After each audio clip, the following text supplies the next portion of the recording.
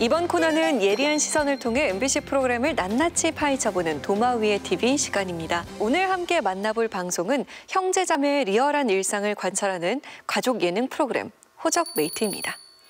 처음에는 언니랑 같이 요리하면서 요리 배우고 뭐 이런 거 하면 좋겠다. 연포탕 되게 맛있는 음식이잖아요. 언니가 이왕 만들 바에는 제대로 만드는 게 어떻겠냐.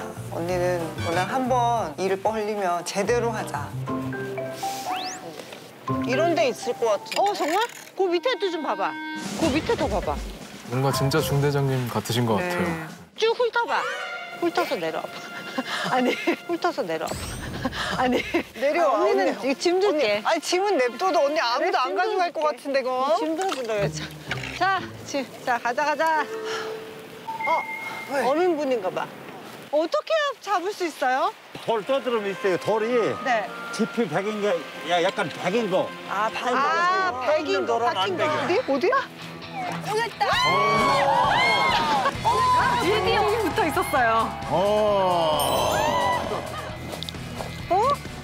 우와. 혼자 다 잡으신 거였구나. 아, 눈물 나네.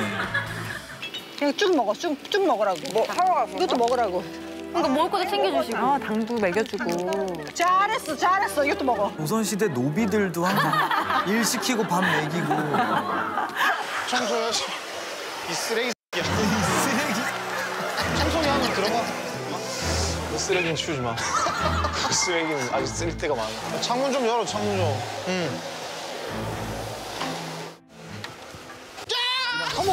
깜짝이야. 쫓아낸 거예요? 찾았어? 와, 나 저거 초등학교 4학년 때 한 거야. 근데 35살 좀 재밌었으면 좋겠다. 그러니까. 정신을 안 컸어. 야야야. 딱 누워있어라. 그래. 딱 누워있어. 네 주기로 지금 갈 테니까. 뭐 담을 넘어요? 공공신방 최악이네.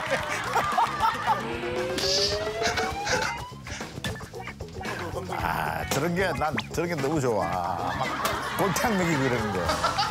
아니지 않나? 또 담 넘었어. 짠 거. 골치야, 정말. 그렇지, 잘 거야지. 새우.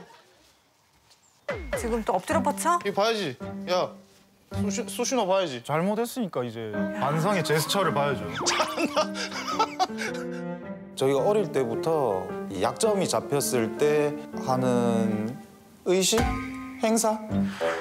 저녁한 걸 기사로 봤어. 31일 날. 저게 뭐예요? 하루 빨리 그거 해가지고 이제 그거 뭐? 그게 뭐? 나도 몰라. 왜 이렇게 어색해요? 일하는 데가 병원이지. 병원은 2년 전에. 서로 이게 그게 없네. 아니야. 가깝지만 먼 그대. 네. 와, 너무 예쁘다. 한참 예쁘셔야 하는구나. 내가 먼저 해볼게. 그래도 오빠가 딱딱 알아서 주도를 하네요. 오케이. 아, 쉽네. 오케이. 오빠가 다 해준다. 오케이? 됐어. 오빠 오늘 고생했으니까 나 라면 끓여줄게. 누가? 내가. 너가? 내가. 진짜 배고픈데. 나 라면 물도 못 먹지. 물 못 맞춘다던 진이 양이 물을 붓고 있어. 오빠에서 봐준다. 걱정되나. 괜찮을 것 같은데요?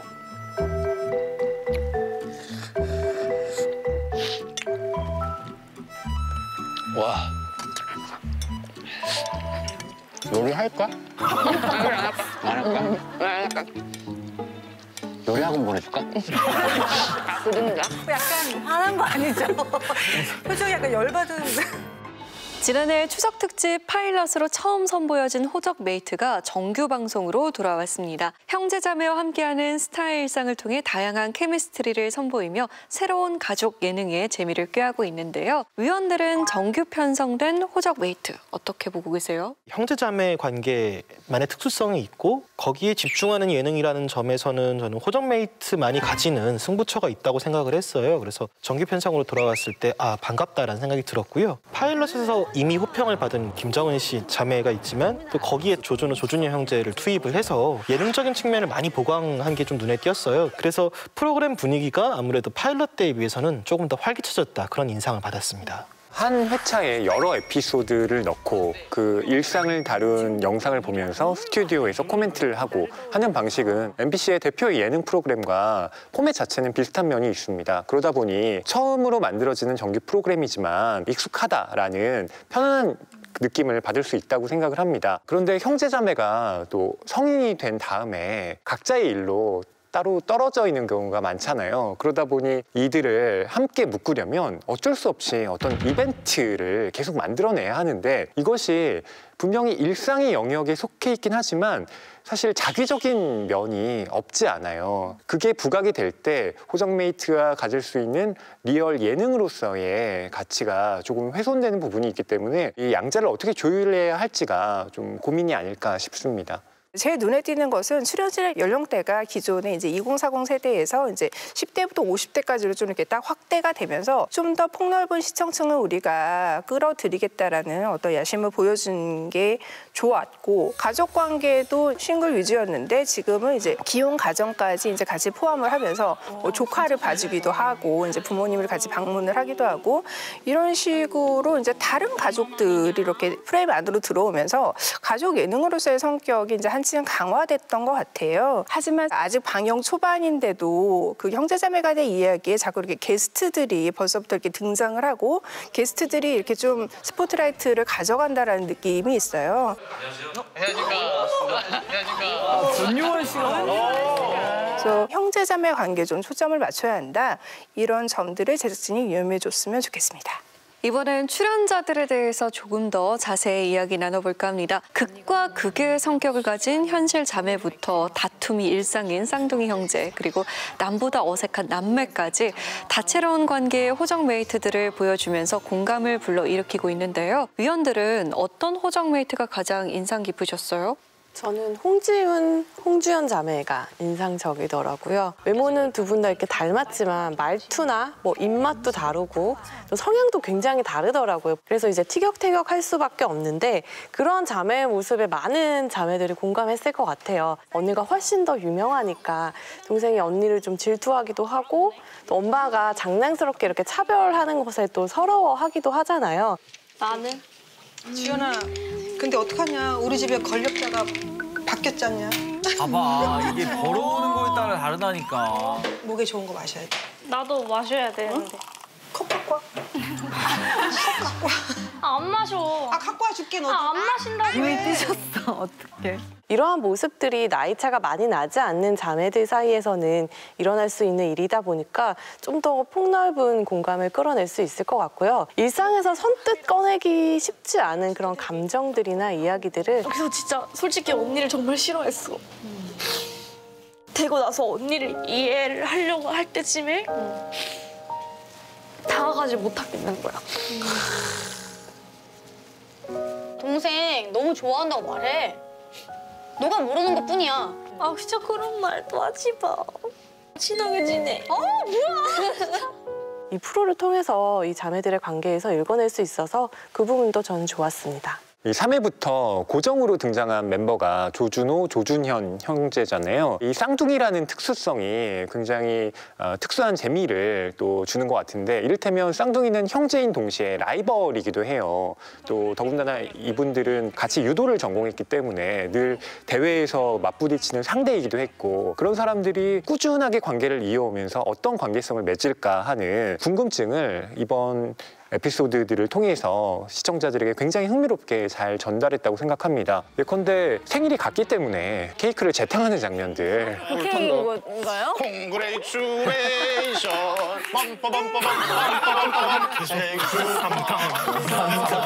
케이크 3탕은 저는 방송 역사상 처음 본 것 같아요. 그래서 굉장히 이분들 독특한 면모를 가지고 있구나. 또 형제들끼리 다투는 장면이 세차장에서 물을 뿌리기도 하고 또 길 가운데 내려놓고 가버리는 그런 상황들. 이렇게 싸우면서도 쉬리둥이에요. 한 명이 죽으면 다른 사람도 죽습니다 라고 이야기하는 이런 인터뷰들도 그냥 다투는 게 아니라 끈끈한 형제 속에서 이런 것이 가능하구나 라는 점에서 앞으로 호정메이트에서 계속 이분들의 모습을 볼 수 있었으면 합니다.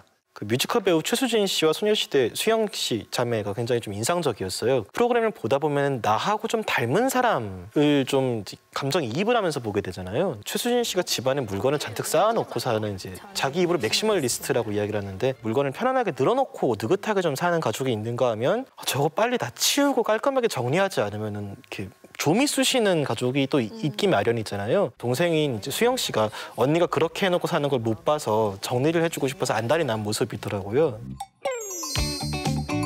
정리가 돼가고 있어요.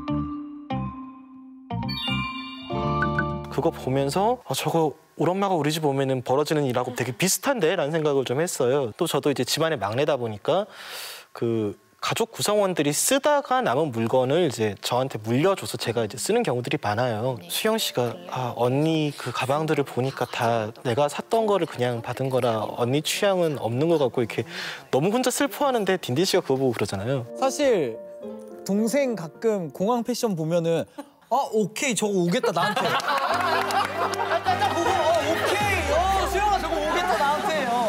야 그 가방 예쁜데 뭐 이렇게요. 제가 사실 그랬거든요. 또 보면서 저렇게 물려주는 사람의 입장은 또 이제 물려받는 사람하고 또 다른 각도에서 보는구나 싶어서 좀 흥미롭게 봤던 에피소드였습니다. 김태원, 김영아 남매랑 또 박미나 사남매의 이야기가 인상적이었는데 삶의 필수 생애 주기에서 통과하면서 맞닥뜨리는 문제들, 성장, 노화 이런 고민들을 좀 에피소드에 녹여냈다는 점이 굉장히 좀 인상적이었어요. 먼저 박미나 사남매 같은 경우 그 3명의 누나들이 이제 나이 차이가 굉장히 좀 많이 나는 그 6살짜리 막내 남동생 민유의 성장을 돕는 이야기가 등장을 했었거든요. 민유가 마트 심부름을 가는 이런 에피소드 자체도 기존의 육아 예능에서 많이 보아왔던 것들인데 얼룩말처럼 생긴 데가 있어. 그러네. 잘 건너야 할 텐데요. 구인. 구인이다. 나도 어렸을 때 저랬겠지.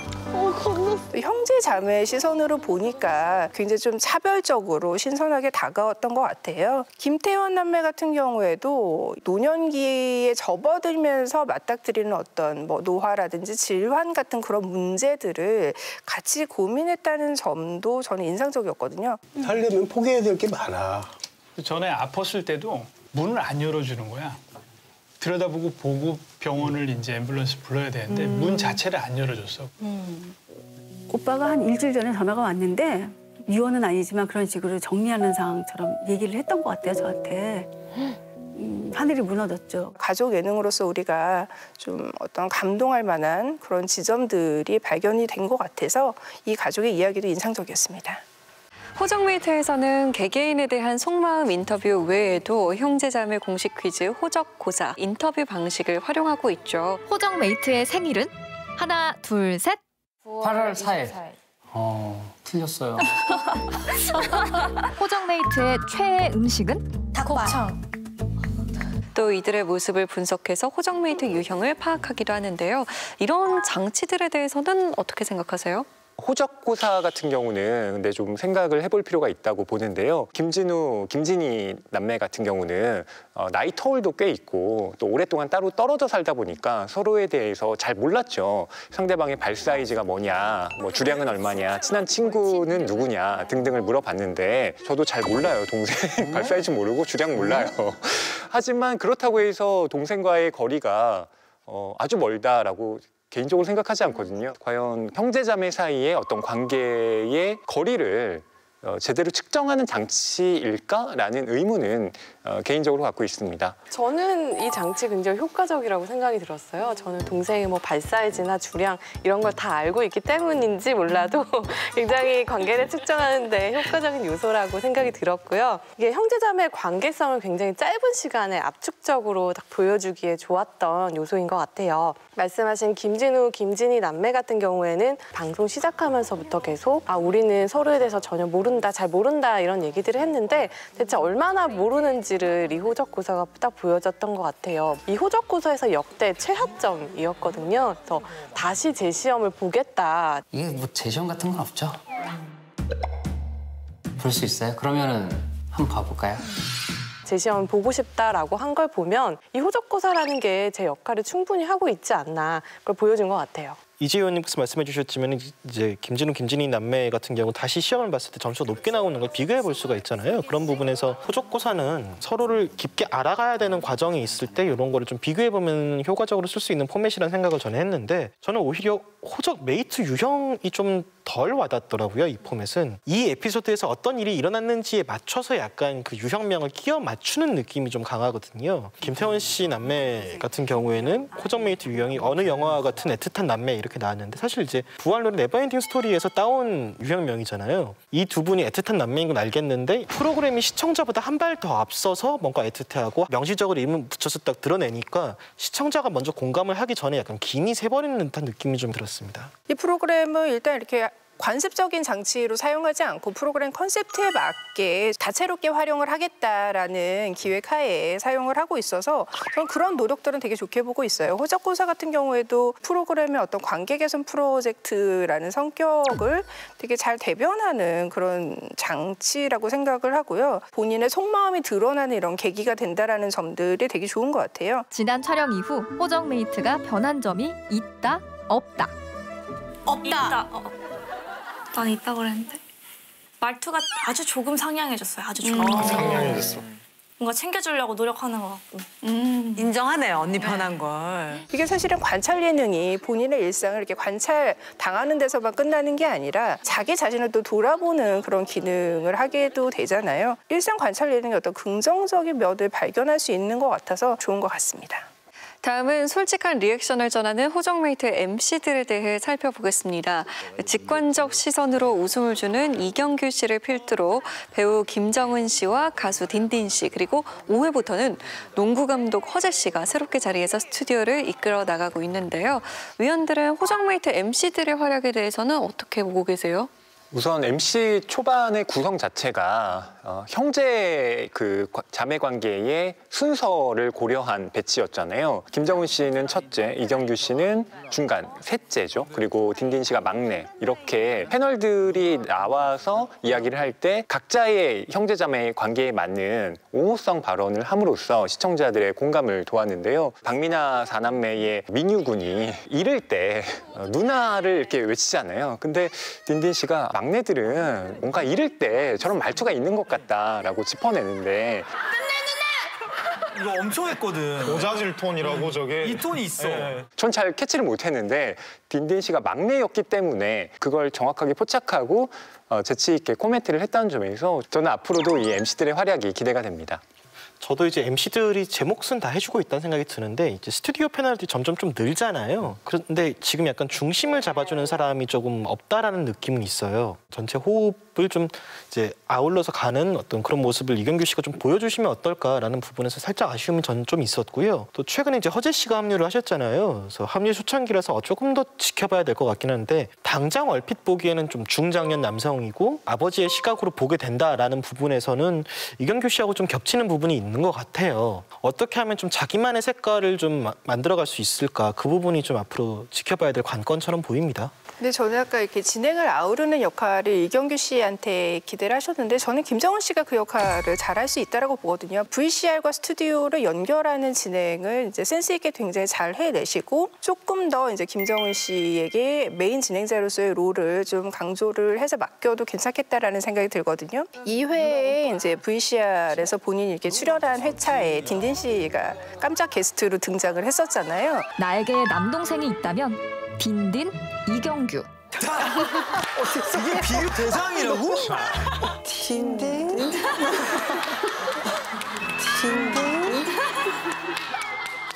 아니 내가 좋아해야 된다고? 선택하는 그런 입장에서 스튜디오에 와서 본인이 그 구도를 반대로 바꿨어요. 정민 대 정은. 하나, 둘, 셋. 정민 씨를 두고 싶어요. 그래요? 이유는요? 아이 보면은 말을 잘 듣잖아요. 딘딘은? 딘딘은 정민 대 정은. 하나, 둘, 셋. 정민이죠. 뭐 두 분은 사실 솔직히 얘기하면 그렇게 오빠로 하고 싶지 않아요. 우리 준서 씨는 네. 정민 대 정은. 동생으로. 동생으로. 하나, 둘, 셋. 저는 아까 이걸 계속 보면서 정민. 이런 질문들 하나가 그러니까 영상과 스튜디오 토크를 자연스럽게 연결시키면서도 이제 많은 웃음을 이끌어냈다라고 생각을 하거든요. 제가 하나 아쉬운 거는 그 기존의 그 MC 고정 MC가 지금 그 여성 1명, 남성 2명이었잖아요. 근데 허재 씨가 여기에 또 고정으로 합류를 하면서 성비가 완전히 좀 불균형적으로 됐거든요. 그래서 MC 체제를 이렇게 구성을 할 거면 패널 그 성비라도 조금 더 신경을 써서 스튜디오를 볼 때 너무 남초다라는 느낌이 들지 않도록 제작진이 좀 고민을 했으면 좋겠습니다. 자, 마지막으로 프로그램이 앞으로 나아갈 방향에 대해서 짚어보려고 합니다. 호정메이트는 파일럿의 높은 시청률과 화제성에 힘입어 정규의 자리를 꿰찼지만 동시간대 탑 프로그램과의 경쟁에서는 눈에 띄는 활약을 보이지 못하는 상황인데요. 호정메이트가 가족 예능의 힘을 극대화시켜서 더 높은 경쟁력을 얻기 위해선 어떤 점이 보완되면 좋을까요? 저는 이 호정메이트의 차별점이자 장점이 그 형제 자매의 관계를 더 일상적인 부분에서 보여준다라는 것에 있는 것 같아요. 그런데 정규 편성 이후에는 이 형제 자매들의 관계를 보여주는 게 좀 패턴화된 측면이 있는 것 같아요. 김정은, 김정민 자매 같은 경우에는 갯벌에 가서 낙지를 캐고 그걸로 요리를 해먹는다.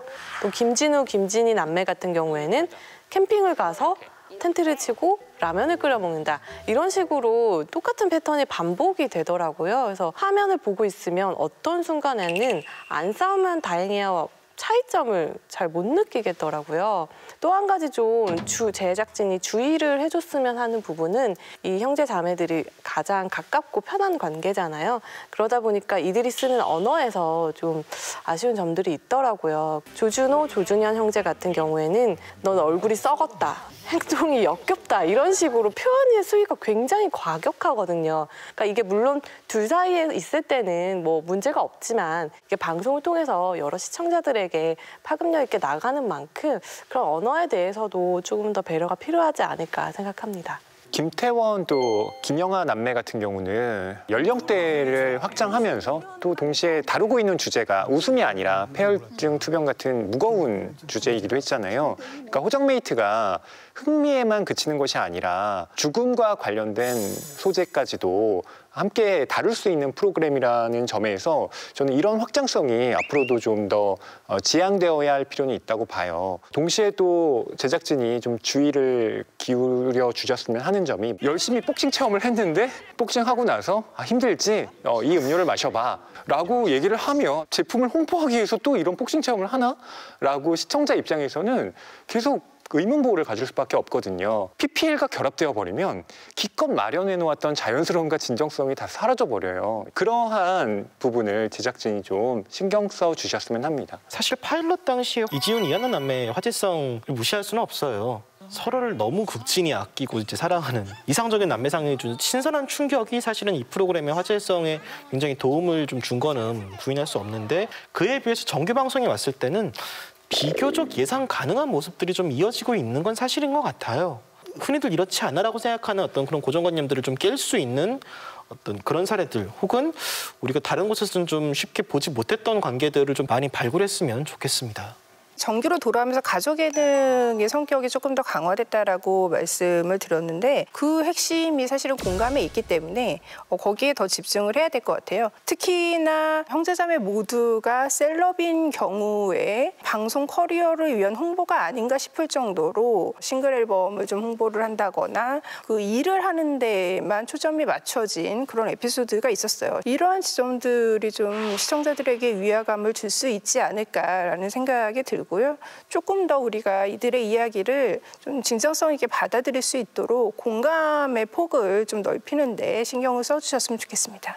다양한 관계성을 지닌 형제자매의 일상을 통해 공감 섞인 재미와 감동을 전해주고 있는 호정메이트. 진정성 있는 가족 예능으로 오래오래 시청자 곁에 머물러주길 기대해 보겠습니다.